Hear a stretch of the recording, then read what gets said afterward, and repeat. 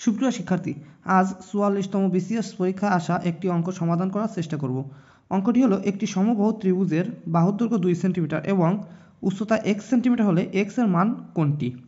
দেওয়া আছে √2, √3, 2, 3। তো আমরা সমবাহু ত্রিভুজ সবাই চিনি, অর্থাৎ যার তিনটি বাহুই সমান। ধরে নিই এই ত্রিভুজটি সমবাহু ত্রিভুজ, অর্থাৎ এর তিনটি বাহুই সমান। বলছে সমবাহু ত্রিভুজের প্রত্যেকটি দৈর্ঘ্য 2, তাহলে এটিও 2, এটিও 2 এবং এটিও 2, এবং এর উচ্চতা 1 সেন্টিমিটার। উচ্চতা আমরা এটুকু জানি যে উচ্চতা 1 সেন্টিমিটার হলে এটি এই যে বাহুটা আছে এই বাহুকে সমান 2 ভাগে ভাগ করে। অর্থাৎ এখন এটি যদি 2 হয় তাহলে এটুকু তো বুঝি যে এটুক 1, এটুকু হবে 1। এবার এই যে ত্রিভুজটা আছে এই ত্রিভুজ থেকে আমরা পিথাগোরাসের সূত্র অনুসারে এটি বের করে নিতে পারি। তো পিথাগোরাসের সূত্রটি হলো কি, লম্ব স্কোয়ার সমান সমান বাকি দুইটির স্কোয়ার, অর্থাৎ x স্কোয়ার প্লাস 1 এর স্কোয়ার।